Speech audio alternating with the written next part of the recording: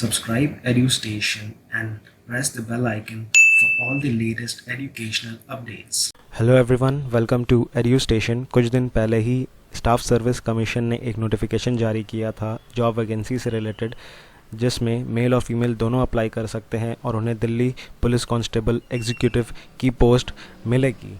और सबसे अच्छी बात यह है कि कैंडिडेट्स जो हैं हिंदी और इंग्लिश दोनों में ये एग्ज़ाम दे सकते हैं।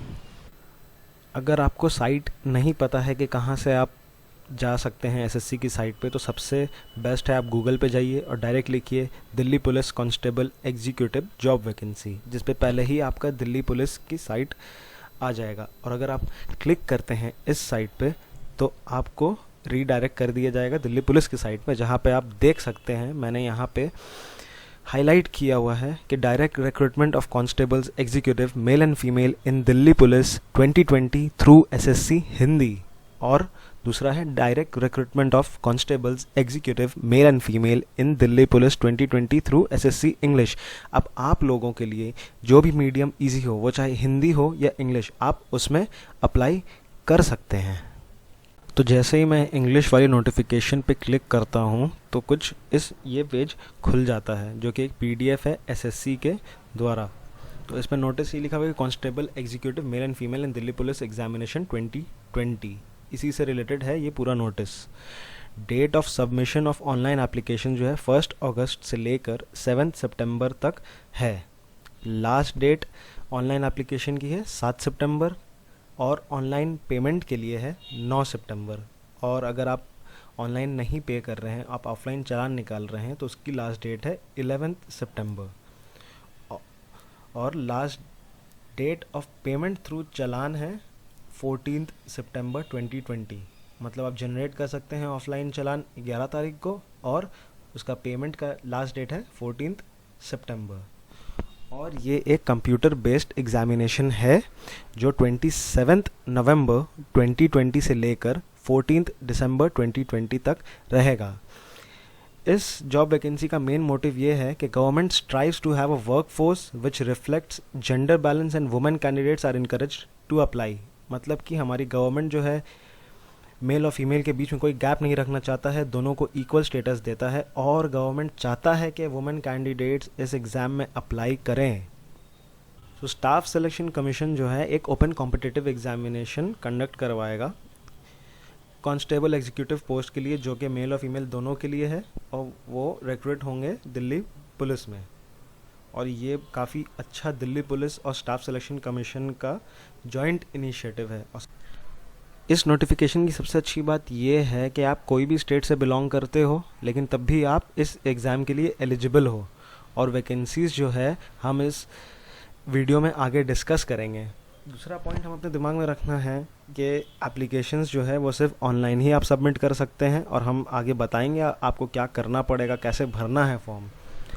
और तीसरा ये है कि ये जो एग्ज़ाम होगा ये कंप्यूटर बेस्ड एग्जामिनेशन होगा, और सिर्फ एक लैंग्वेज में नहीं, 2 लैंग्वेज में होगा, जो कि है इंग्लिश और हिंदी। तो आपके लिए जो लैंग्वेज आपके लिए कन्वीनियंट हो, आप उसमें अपना फॉर्म भर सकते हैं। और अगर आप कंप्यूटर बेस्ड एग्जामिनेशन क्वालिफाई करते हैं तभी आपकी फ़िज़िकल एंड्योरेंस और मेजरमेंट टेस्ट होगी, जो कि जिसकी डेट जो है दिल्ली पुलिस की साइट पे आपको मिल जाएगी। और कुछ एलिजिबिलिटी है, सर्टिफिकेट जो डॉक्यूमेंट्स जैसे होते हैं, अगर आप स्पोर्ट कोटा हो या आप SC ST या OBC AB आप जो भी हो, तो आप वीडियो पॉज करके यहाँ पे इसे पढ़ सकते हैं। तो सेकंड पॉइंट है पे स्केल, कि सैलरी कितनी मिलेगी।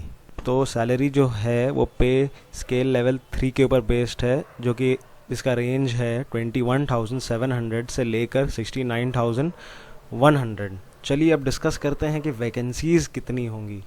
तो constable executive mail unreserved categories के लिए है 1681 seats, EWS economically weaker section के लिए है 343, OBC के लिए है 662, SC के लिए है 590, ST के लिए है 157, जो कि टोटल होता है मिलाकर 3433। अब दूसरा पोस्ट जो है वो constable executive mail ex serviceman others including backlog SC 19 and ST 15, उसमें अनरिजर्व्ड कैटेगरी के लिए 94 सीट्स, इकोनॉमिकली वीकर सेक्शंस के लिए है 19 सीट्स, OBC के लिए 37, SC के लिए है 52, ST के लिए 24, जिसका टोटल होता है 226 सीट्स। अब है constable executive mail ex serviceman commando para 3.2 including backlog SC 34 and ST 19, इसमें अनरिजर्व्ड कैटेगरी के लिए 93, EWS के लिए 19, OBC के लिए है 37, SC के लिए है 67, ST के लिए 27, जो कि टोटल मिला के होता है 243। अब फोर्थ जो सीरियल नंबर पे है वो कांस्टेबल एग्जीक्यूटिव वो स्पेशली फीमेल लोग के लिए है, जिसमें अनरिजर्व्ड कैटेगरी में आते हैं 933 सीट्स, EWS में आते हैं 202 सीट्स, OBC में 387 सीट्स, SC में 328, ST में 94, जो कि टोटल मिला के होता है 1944 सीट्स, जो कि फ़ीमेल कैंडिडेट्स के लिए काफ़ी अच्छा मौका है कि अगर वो इस एग्ज़ाम को देती हैं और अगर आगे क्वालिफाई करती हैं तो एक उन्हें स्टेबल जॉब मिल सकती है। अब अगर हम टोटल वैकेंसीज़ देखें मेल प्लस फीमेल, तो अनरिजर्व्ड के लिए है टोटल सीट्स 2801 सीट्स, EWS के लिए 583 सीट्स, OBC के लिए 1133 सीट्स, SC के लिए 1037 सीट्स, ST के लिए है 302 सीट्स और टोटल सीट्स होता है 5846। तो ये मेल और फीमेल दोनों के लिए काफ़ी अच्छी अपॉर्चुनिटी है। फोर्थ कंडीशन क्या है कि candidates must be a citizen of India. Age limit है 18 to 25 years age on 1st July 2020 and candidates should not have been born earlier than 2nd July 1995 and later than 1st July 2002, but कुछ relaxations हैं, जैसे SC ST के लिए +5 years हैं, OBC के लिए +3 years हैं, sports person of distinction who have represented a state at the national level और the country at international level, उन लोग के लिए +5 ईयर्स है, और sportsman of distinction who have represented a state at the national level or the country at international level and he or she is belonging to SC और ST, तब उन लोग के लिए +10 years। और डिपार्टमेंटल कैंडिडेट अगर कोई है दिल्ली पुलिस का तो उन्हें अब जब तक वो 40 years के नहीं होते हैं तब तक वो ये एग्ज़ाम दे सकते हैं। और डिपार्टमेंटल कैंडिडेट जो कि दिल्ली पुलिस में है और OBC कैटेगरी को बिलोंग करते हैं तो उनके लिए है अप टू 43 years। और departmental candidates of Delhi police जो SC या ST को बिलोंग करते हैं उनके लिए है एज लिमिट है 45 ईयर्स। और son and daughters of serving retired और deceased Delhi police personnel multitasking staff of Delhi, उनके लिए है अप टू 29 ईयर्स। और एक्स सर्विसमैन अनरिजर्व्ड और इकोनॉमिकली वीकर सेक्शन के लिए है 3 years after the deduction of the military service rendered from the actual age. Ex serviceman जो OBC को बिलोंग करते हैं उनके लिए 6 years, मतलब 3 years + 3 years after the deduction of the military service rendered from the actual age age on the date of recording. Next है ex serviceman जो SC और ST को बिलोंग करते हैं उनके लिए 8 years, 3 years + 5 years after deduction of the military service rendered from the actual age age on the date of recording. Last जो है वो स्पेशली विडोज़ के लिए है, डाइवोर्स्ड वुमेन के लिए और जुडिशली सेपरेटेड वुमेन के लिए जिन्होंने शादी नहीं किया उन लोग को मिलता है 5 साल। और जो ये एज रिलैक्सेशन चाहते हैं और वो अगर अनरिजर्व्ड कैटेगरी से भी बिलोंग करते हैं या SC ST OBC economically weaker section society, तो उन्हें यहाँ पे एक अपना सर्टिफिकेट प्रेजेंट करना पड़ेगा। तो इस एग्ज़ाम के लिए बेसिक क्वालिफ़िकेशन ये है कि 12th पास होना चाहिए कैंडिडेट, और 11th पास जो क्वालिफ़िकेशन सिर्फ उन लोगों के लिए है जो कि जो उन रिटायर्ड और deceased police Delhi police personnel और multitasking staff of Delhi police के सन और डॉटर्स हैं, और bandsman buglers mounted constables drivers dispatch riders of Delhi police only, ये उनके लिए यही है कि वो अगर 11th पास भी हैं वो तब भी अप्लाई कर सकते हैं। दूसरा कंडीशन ये है कि जो मेल कैंडिडेट्स हैं उनके पास एक वैलिड ड्राइविंग लाइसेंस होना चाहिए, चाहे वो मोटरसाइकिल का हो या कार का हो। लर्नर लाइसेंस नहीं एक्सेप्ट होगा, ड्राइविंग लाइसेंस ही एक्सेप्ट होगा। और जो कैंडिडेट ये एजुकेशनल क्वालिफ़िकेशन मैच नहीं करता है वो इसके लिए एलिजिबल नहीं है, और उनसे रिक्वेस्ट है कि वो अप्लाई करके अपना वक्त और अपना पैसा दोनों वेस्ट ना करें। और जो यूनिवर्सिटी ग्रेजुएट्स भी हैं वो भी इस एग्ज़ाम के लिए अप्लाई कर सकते हैं। एक स्पेशल कैटेगरी भी है जिसमें कुछ इंसेंटिव मिलेगा एनसीसी सर्टिफिकेट होल्डर्स को, जो कि हम देखेंगे जिसके पास एनसीसी सीट सर्टिफिकेट है उन्हें इंसेंटिव मिलेगा 5% of the maximum marks of the examination. NCC B certificate वालों को 3% और एनसीसी ए सर्टिफिकेट वालों को 2%। तो चलिए अब देखते हैं कि अप्लाई कैसे करना। अगर हमें अप्लाई करना है तो हम डायरेक्ट एसएससी के साइट पर जा सकते हैं, जो कि ssc.nic.in। और हमें दूसरा चीज़ ये दिमाग में रखना है कि हम जो फ़ोटो अपलोड करेंगे उसके साइट पे, वो जो है 20 KB से लेके 50 KB के बीच में ही होना चाहिए, और डायमेंशन जो है 3.5 सेंटीमीटर इंटू 4.5 सेंटीमीटर ही होना चाहिए। लास्ट डेट सबमिशन के लिए है 7 सितंबर 2020 और रात 11:30 बजे तक ही है। अगर आप 11:30 बजे के बाद करते हैं सबमिट तो साइट आपका एप्लीकेशन सबमिट नहीं लेगा। और एसएससी एडवाइस करती है सारे कैंडिडेट्स को कि लास्ट डेट से पहले ही आप अपना ऑनलाइन एप्लीकेशन सबमिट कर दें, ताकि लास्ट टाइम पे आपको प्रॉब्लम ना हो। और दूसरी बात ये दिमाग में रखना है कि अगर टाइम निकल जाता है तो कमीशन रिस्पॉन्सिबल नहीं होगा उन कैंडिडेट्स के लिए जो सबमिट नहीं कर पा रहे हैं। और दूसरी बात कि जब आप सब अपना इन्फॉर्मेशन भर दिए हों ऑनलाइन तो एक बार चेक कर लीजिएगा, क्योंकि जो एक बार सबमिट कर देंगे आप उसके बाद उस पर आप कुछ भी एडिट नहीं कर सकते हैं। तो चलिए अब हम डिस्कस करते हैं कि मोड ऑफ पेमेंट और एप्लीकेशन फ़ीस कितनी होंगी। इस एग्ज़ाम के लिए सिर्फ 100 रुपीज़ ही फ़ीस होगी, और वुमेन कैंडिडेट्स और मेल कैंडिडेट जो बिलोंग करते हैं शेड्यूल कास्ट, शेड्यूल ट्राइब्स और एक्स सर्विसमैन, उनके लिए ये टोटली फ्री है, उन्हें कोई भी फ़ीस देना नहीं पड़ेगा।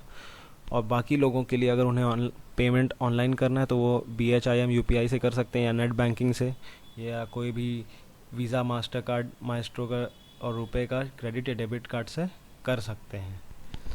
और ऑनलाइन फ़ीस जो है कैंडिडेट 9 सितंबर तक ही पेमेंट कर सकते हैं 11:30 बजे तक, उसके बाद वो नहीं कर सकते हैं।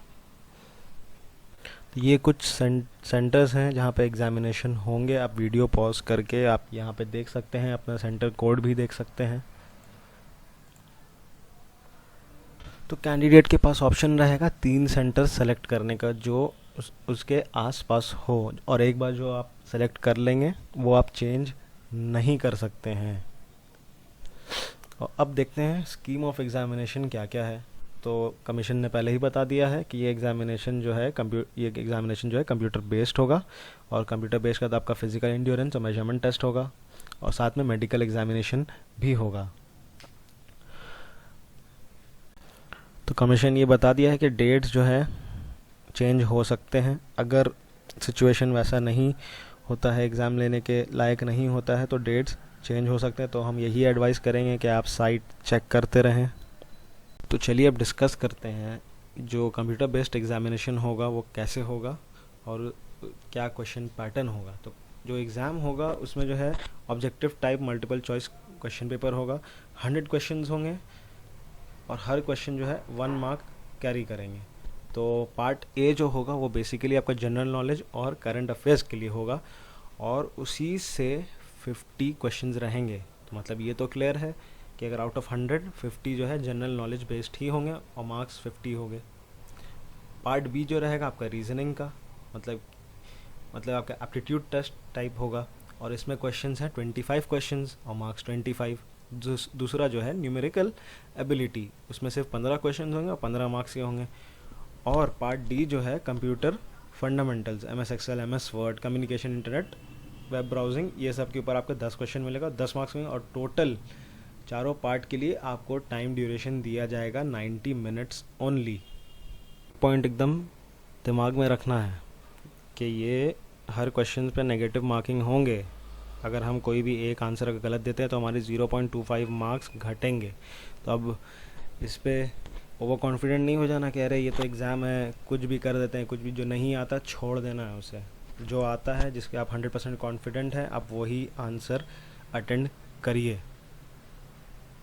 तो चलिए अब थोड़ा सिलेबस देख लेते हैं। जनरल नॉलेज का सिलेबस क्या है, ये जो है मेनली आपका है टेस्ट करने के लिए कि आप कितना आप जनरल नॉलेज से आप अवेयर हैं, और डेली जो आपका करंट इवेंट्स जो हो रहा है आपके देश में, उससे आपके ऊपर क्वेश्चंस आएगा, चाहे वो इंडियन इकोनॉमी, जनरल पॉलिटी हो, कॉन्स्टिट्यूशन से थोड़ा क्वेश्चंस रहेगा, इंडियन ज्योग्राफी से रहेगा, हिस्ट्री से और इंडियन कल्चर से क्वेश्चंस रहेगा। अब रीजनिंग में क्या है, वो स्पेशली आपका एप्टीट्यूड टेस्ट है, जिसमें आपका जो आपका क्वेश्चंस जो होगा वो नॉन वर्बल टाइप्स होगा, और जो है मेनली आपका अरिथमेटिकल रीजनिंग होगा, फिगरल क्लासिफिकेशन होगा, अरिथमेटिक नंबर सीरीज़ होगा, और कोडिंग होगा, और कोडिंग डिकोडिंग दोनों होगा। न्यूमेरिकल एबिलिटी में नॉर्मल है आपका जो बेसिक क्लास 10 स्टैंडर्ड का क्वेश्चंस रहेगा, जिसमें whole numbers, decimal, fractions, interest, profit loss, ratio proportion, mensurations, time and distance, ratio time, आपका यही सब रहेगा। कंप्यूटर फंडामेंटल्स बेसिकली आपसे क्वेश्चन किया जाएगा कि MS वर्ड में अगर आप कुछ कोडिंग है, जैसे आपको डिज़ाइंस कैसे लाना है, या पेज नंबरिंग कैसे करना है, किसी को मेल कैसे करना है, या अगर MS एक्सेल है तो उसमें फॉर्मूलाज होते हैं कुछ शॉर्टकट, प्लस माइनस या मल्टीप्लाई करने के लिए, वो कैसे करना, तो आप नॉलेज इसमें भी रखिएगा। वेब ब्राउजिंग पे थोड़ा नॉलेज रखना, बैंकिंग पे और कुछ सर्च इंजन्स पे भी नॉलेज रखना होगा। और कमीशन ये डिक्लेयर कर दे रहा है, ये पेपर जो है आपका कुछ ग्रेजुएशन या PG लेवल का नहीं होगा, बल्कि क्लास 10th लेवल का ही होगा। चलिए थोड़ा देख लेते हैं फिजिकल एंड्योरेंस और मेजरमेंट टेस्ट जो है मेल कैंडिडेट्स के लिए, उसमें क्या क्या ज़रूरत है। जो कि 30 साल तक के एज के हैं, उन्हें जो है 1600 मीटर का रेस जो है 6 मिनट्स में कंप्लीट करना है, और लॉन्ग जंप जो होगा उनका वो 14 फीट एटलीस्ट होना चाहिए, और हाई जंप जो है 3.9 फीट होना चाहिए। और जो 30 से 40 साल के बीच में है, उनके लिए एक एक्स्ट्रा मिनट मिलेगा 1600 मीटर कंप्लीट करने के लिए। लॉन्ग जंप में 1 फीट घटा दिया जाएगा, और हाई जंप में 3 इंच घटा दिया जाएगा। जो 40 साल से ऊपर हैं उनके लिए जो है 2 मिनट का रिलैक्सेशन दिया जाएगा, जो कि है 8 मिनट में उन्हें 1600 मीटर कंप्लीट करना पड़ेगा। लॉन्ग जंप में उन्हें 12 फीट जंप करना पड़ेगा, और हाई जंप में 3.3 फीट जंप करना पड़ेगा। और जो कैंडिडेट रेस जो अपना कंप्लीट कर लेंगे गिवन टाइम में, वही अपेयर कर सकते हैं लॉन्ग जंप और हाई जंप में। ये है फिजिकल एंड्योरेंस टेस्ट का कंडीशंस मेल कैंडिडेट्स के लिए। और हाइट जो है मेल कैंडिडेट्स के लिए वो होने चाहिए 170 सेंटीमीटर्स, और कुछ रिलैक्सेशंस है जो कि आप वीडियो पॉज करके पढ़ सकते हैं। मेल कैंडिडेट्स की जो चेस्ट जो है एटलीस्ट 81 सेंटीमीटर की होनी चाहिए, with minimum of 4 centimetre expansion, और कुछ रिलैक्सेशन जो पॉज करके पढ़ सकते हैं। अब आते हैं फीमेल कैंडिडेट्स के लिए क्या कंडीशन। जो 30 इयर्स के एज के हैं, उन्हें जो है 1600 मीटर्स रेस जो 8 मिनट्स में कंप्लीट करना पड़ेगा। लॉन्ग जंप में उन्हें सिर्फ 10 फीट जंप करना पड़ेगा, हाई जंप में ओनली 3 फीट। जो 30 और 40 इयर्स के बीच में है, उन कैंडिडेट्स को जो है 9 मिनट्स में 1600 मीटर्स कवर करना पड़ेगा। लॉन्ग जंप 9 फीट और हाई जंप 2.9 फीट। अब जो 40 इयर्स के ऊपर हैं, उन्हें 1600 मीटर्स 10 मिनट्स में कंप्लीट करना पड़ेगा, और लॉन्ग जंप 8 फीट और हाई जंप 2.6 फीट। अब जो फीमेल कैंडिडेट्स रेस क्वालिफाई करती हैं, उन्हें ही लॉन्ग जंप और हाई जंप का मौका दिया जाएगा, और उन्हें मौका दिया जाएगा 3 बार में अगर वो हाई जंप और लॉन्ग जंप कंडीशन फुलफ़िल कर सकती हैं, तो ही वो आगे जा सकती हैं। तो फीमेल कैंडिडेट्स के लिए हाइट मिनिमम 157 होनी चाहिए, और कुछ रिलैक्सेशन है कुछ सर्टेन लोगों के लिए, आप वीडियो पॉज करके इसे पढ़ सकते हैं। तो एडमिशन सर्टिफिकेट इस एग्ज़ाम के अलावा और भी कमीशन कुछ एडवाइस करता है कि उनके पास original valid photo ID proof होने चाहिए, जैसे कि Aadhaar card, voter ID card, driving licence, PAN card, passport, ID card issued by the university, college, school, या एम्प्लॉय ID कार्ड, या ex serviceman discharge book issued by ministry of defence, या कोई भी valid ID card जो कि state या central government के under आता है। तो जो भी कैंडिडेट शॉर्टलिस्ट होंगे अपने परफॉर्मेंस के बेस के ऊपर, जो कंप्यूटर बेस्ड एग्जामिनेशन होगा, वही डॉक्यूमेंट वेरिफिकेशन के लिए बुलाए जाएंगे। और जब कैंडिडेट्स जाएंगे डॉक्यूमेंट वेरिफिकेशन के लिए, तो उन्हें 2 पासपोर्ट साइज़ कलर फोटोग्राफ्स अपने साथ रखने होंगे, और एक original valid photo ID proof अपने साथ रखना होगा। और कुछ कैंडिडेट को कुछ कॉपीज़ भी सबमिट करनी पड़ेंगी, जैसे अपने क्लास 10th के सर्टिफिकेट और 12th के सर्टिफिकेट होंगे, या ड्राइविंग लाइसेंस, या कास्ट सर्टिफिकेट, या अगर एक्स सर्विसमैन के अगर वो सन या डॉटर्स है तो वो भी उन्हें सबमिट करना पड़ेगा। तो अब ये डिस्कस करते हैं कि हमें अप्लाई कैसे करना है। इस एग्ज़ाम के लिए। तो पहले हम ssc.nic.in के साइट पे जाएंगे, तो हमें राइट साइड पे दिखेगा लॉगिन। लॉगिन का अगर आप सबसे नीचे वाला ऑप्शन देखिए, वहाँ पे रहेगा न्यू यूज़र रजिस्टर नाउ। और अगर आपको रजिस्टर करना है तो आप जैसे इस पर क्लिक करिएगा तो कुछ कंडीशंस हैं जो कि आपको फॉलो करने पड़ेंगे। जैसे कि आप पहले अपना बेसिक डिटेल्स दीजिएगा, नंबर, आपका कैटेगरी क्या है, कास्ट क्या है, आपका नेशनैलिटी क्या है, कोई एक विजिबल आइडेंटिफिकेशन मार्क क्या है, या आप अगर आपके पास आपका परमानेंट एड्रेस या प्रेजेंट एड्रेस, आपको वो सब डालना पड़ेगा। आपको अपना एक फ़ोटोग्राफ डालना पड़ेगा, साथ में सिग्नेचर भी, आपको एक ईमेल देना पड़ेगा। जो आप ये सारी चीज़ कर लेंगे तो आपके मोबाइल नंबर और ईमेल दोनों पे एक OTP आएगा। जो आप OTP कंप्लीट कर लेंगे तो आपका अकाउंट क्रिएट हो जाएगा और एक पर्टिकुलर आपको एप्लीकेशन नंबर दिया जाएगा और आप पासवर्ड अपने हिसाब से सेट कर सकते हैं। जब आप पासवर्ड सेट कर लेंगे उसके बाद जब आप लॉगिन करेंगे तो कुछ ये दिखाएगा आपको, जहाँ पे ये लिखा रहेगा कि constable executive male and female in Delhi police examination 2020, application start date और एप्लीकेशन एंड डेट, और बहुत सारे इन्फॉर्मेशन रहेंगे जो कि मैंने पहले ही वीडियो में आपको बता दिया है। उसके नीचे रहेगा अप्लाई, प्रिंट, डाउनलोड ऑफलाइन चालान, पेमेंट स्टेटस, एप्लीकेशन स्टेटस और डबल वेरिफिकेशन ऑफ पेमेंट। तो पहले आपका प्रोसेस, आपको पहले अप्लाई करना है। जब आप सब चीज़ अपना डिटेल्स आप सबमिट कर देंगे तो आप उसका एक प्रिंट निकाल सकते हैं। अगर आप ऑनलाइन पेमेंट नहीं कर सकते हैं तो आप इसके लिए ऑफलाइन चालान एक निकाल सकते हैं, जनरेट कर सकते हैं और जाके उसे कोई जो डेजिग्नेटेड बैंक है आप उसमें वहाँ पे सबमिट कर सकते हैं। लेकिन अगर ऑनलाइन पेमेंट करना तो आप यहीं से पेमेंट वाले ऑप्शन पर अगर आप क्लिक करिएगा तो आपको वो रीडायरेक्ट कर देगा, जहाँ पे आप अपना कार्ड डिटेल्स या BHIM UPI से आप पेमेंट कर सकते हैं। उसके बाद अपने आप पेमेंट स्टेटस देख सकते हैं और एप्लीकेशन स्टेटस दोनों देख सकते हैं कि वो एक्सेप्ट हुआ है या नहीं। अगर आपको भी शक है कि अगर पेमेंट आपका सही से अगर नहीं एक्सेप्ट हुआ तो आप डबल वेरिफिकेशन के लिए अप्लाई कर सकते हैं। और जब आपका ये सब हो जाएगा तो आप यही वाले टैब से आपको यहाँ पे सारे नोटिसेस आ जाएंगे और एडमिट कार्ड भी आपका यहीं से आएगा, आंसर की भी यहीं से और रिज़ल्ट भी यहीं से।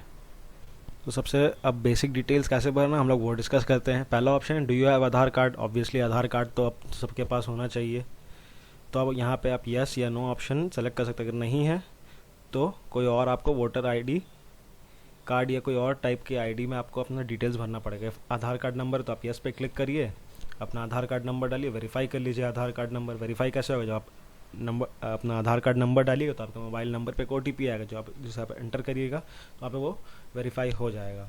अगर आपके पास आधार कार्ड नहीं तो आप दूसरा ID कार्ड भी डाल सकते हैं अपना। जैसे अगर आप यहाँ पे वोटर ID कार्ड डालें तो नीचे एक नंबर आएगा, जैसे जो भी आप स्टेट से बिलोंग करते हैं वहाँ उसके हिसाब से आपका ये नंबर रहेगा, ID number voter ID card के पीछे, जिसका आप यहाँ पे भर सकते हैं। फिर अपना नाम आपको भरना होगा जो कि आपके बर्थ सर्टिफिकेट पे या 10th के सर्टिफिकेट पे नाम लिखा हो, और दूसरे बार आपको नाम डालना पड़ेगा ताकि आप कंफर्म कर दें कि हाँ कोई स्पेलिंग मिस्टेक नहीं है।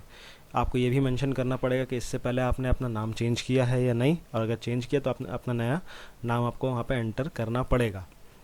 और तीसरा है आपको अपने फादर का नाम भरना पड़ेगा। फिर आपको अपने फादर का नाम री एंटर करना पड़ेगा। फोर्थ आपको अपनी मदर का नाम एंटर करना पड़ेगा, वैसे ही आपको वेरीफाई करना पड़ेगा। उसके बाद आपको अपना डेट ऑफ बर्थ एक बार नहीं 2 बार करके आपको कंफर्म करना पड़ेगा। फिर आप 10th क्लास कौन से बोर्ड से पास किए आपको वो करना पड़ेगा। उसके बाद आपको अपना रोल नंबर भी डालना पड़ेगा। ये हो जाएगा तो फिर आपको बताना पड़ेगा कि आपने 10th क्लास कौन से ईयर में पास किया। अपना फिर जेंडर बताना पड़ेगा, आप मेल फीमेल जो भी है। उसके बाद आपको बताना पड़ेगा कि आपका लेवल ऑफ ग्रेजुएशन कितना, कि आपने सिर्फ 10 तक पढ़ा है या आपने 10+2 किया है, या आप ग्रेजुएट हो या पोस्ट ग्रेजुएट हो। उसके बाद आपको अपना मोबाइल नंबर भी डालना पड़ेगा और ईमेल भी। जब आप ये सब कंफर्म कर देंगे तो अब जब आप नेक्स्ट स्टेप पे जाएंगे तो यहाँ पे आपको एडिशनल अपना कॉन्टैक्ट डिटेल्स डालना पड़ेगा, जिस पे आपको अपना कैटेगरी बताना पड़ेगा कि आप जनरल हो या EWS को बिलोंग करते हो या OBC ST SC। उसके बाद आपको अपनी नेशनैलिटी बतानी पड़ेगी और आइडेंटिफिकेशन मार्क्स, कि आपके बॉडी पे कहीं भी आइडेंटिफिकेशन मार्क्स है तो आपको वो यहाँ पे बताना पड़ेगा। फिर आपको ये बताना पड़ेगा कि आप डिसेबल पर्सन हो या नहीं, अगर हो तो फिर कौन से टाइप के हो। आपको डिसेबिलिटी सर्टिफिकेट नंबर भी डालना पड़ेगा। फिर आपको डालना पड़ेगा अपना परमानेंट एड्रेस। उसके बाद आपको डालना पड़ेगा अपना स्टेट। उसके बाद आपको डालना पड़ेगा अपना डिस्ट्रिक्ट और पिन कोड। फिर आपसे साइट पूछेगा कि आपका परमानेंट एड्रेस ही आपका प्रेजेंट एड्रेस है। अगर हाँ तो आप यस करिएगा तो वहाँ पे वो कॉपी हो जाएगा। अगर नहीं है तो फिर आप अपना प्रेजेंट एड्रेस भी अलग से डाल सकते हैं। और उसमें भी वही आपको एड्रेस डालना पड़ेगा, स्टेट, डिस्ट्रिक्ट और पिन कोड। जब आपका ये सब हो जाए, जब आप सबमिट करेंगे, नेक्स्ट करेंगे, तो फिर कुछ ये आएगा जहाँ पे आपको अपना फ़ोटो अपलोड करना पड़ेगा। और फ़ोटो जो है, जैसा मैंने पहले बता दिया था कि 20 KB से लेकर 50 KB के बीच में ही होना चाहिए। जब वो अपलोड कर देंगे, फिर आपको सिग्नेचर अपलोड करना पड़ेगा, और सिग्नेचर जो है 10 KB से लेकर 20 KB के बीच में ही होना चाहिए। आप वीडियो पॉज करके देख लीजिए डायमेंशंस कितने होने चाहिए फ़ोटोग्राफ और सिग्नेचर के। जब आप ये सब कर देंगे, सेव करके जब आप फाइनल सबमिट करेंगे, आई एग्री के ऊपर क्लिक करके, तो एक बार आपको फिर से फॉर्म एक बार रीचेक करने बोलेगा, जिस पे अगर आप रीचेक करेंगे कि आप देख लीजिएगा कि हाँ ये आपने सही डाला है, नहीं डाला है। उसके बाद आपका कुछ नए ऑप्शंस आएंगे कि अगर आप डिपार्टमेंटल कैंडिडेट हो या नहीं, या ओबीसी से बिलोंग करते हो या नहीं। फिर आपको यहाँ पे एक सेलेक्ट करना पड़ेगा अपना कास्ट, कि आप ओबीसी से हो, SC ST से हो, या फिर आपको सेलेक्ट करना पड़ेगा अपना एग्जामिनेशन सेंटर। जैसे अगर है आगरा, कोई कंफर्टेबल, जैसे अगर आप दिल्ली पे रहते हो, दिल्ली से आसपास आपका हरियाणा पड़ेगा, या जयपुर है, रुड़की है, हरिद्वार है, ये सब जगह आपके आसपास पड़ेगा। तो अब आप अपने कन्वीनियंस के हिसाब से ही आप अपना सेंटर सेलेक्ट करोगे। उसके बाद जो है आपसे पूछा जाएगा कि आप एज रिलैक्सेशन सीख कर रहे हो। अगर यस कर रहे हो तो फिर आप बताओ कि आप कौन से कास्ट से हो। उसके बाद आपसे पूछेगा कि आपने NCC में पहले NCC सर्टिफिकेट होल्डर हो या नहीं। अगर हो तो फिर बताओ कौन से टाइप के सर्टिफिकेट। अगर नहीं हो तो आप ये ऑप्शन स्किप करके नीचे आ सकते हैं। अब हाईएस्ट क्वालिफिकेशन आपको अपनी बतानी पड़ेगी। इसके लिए तो मिनिमम क्वालिफिकेशन है 12th की, तो आपको 12th पे क्लिक करके अपना बोर्ड बताना पड़ेगा, रोल नंबर, सब्जेक्ट्स क्या है, ईयर ऑफ पासिंग कब था, और एक परसेंटेज बताना पड़ेगा। जब आप ये सब कर लोगे तो फिर आपका नीचे एक बार यहाँ पे आएगा कि आपका फ़ोटो यहाँ पे दिखा देगा और आपका सिग्नेचर भी दिखा देगा। जब आप आई एग्री पे क्लिक करोगे तो नीचे एक कोड आएगा जो कि आपको नीचे लिखना है। जब आप ये सब कर दोगे तो आप प्रीव्यू जब करोगे तो आपका सारा वो आ जाएगा। आप नॉर्मली वहाँ से जाके आप प्रिंट कर सकते हो, और ये आप अपने PDF फॉर्म में भी अपने पास स्टोर रखना और इसे प्रिंट भी करवा लेना। So thank you for watching. I hope ये वीडियो आप लोगों को पसंद आई हो, काफ़ी हेल्पफुल साबित हो आपके लिए। अगर आप किसी भी लोग को जानते हो जो ये एग्ज़ाम देना चाहते हैं तो प्लीज़ उन्हें ये वीडियो दिखाइए ताकि वो ईज़िली अप्लाई कर सकें। और अगली वीडियो में ज़रूर ये लाऊंगा कि इस एग्ज़ाम के लिए कैसे प्रिपेयर किया जाए और इस एग्ज़ाम के लिए कौन से बुक्स नेसेसरी हैं। Have a good day.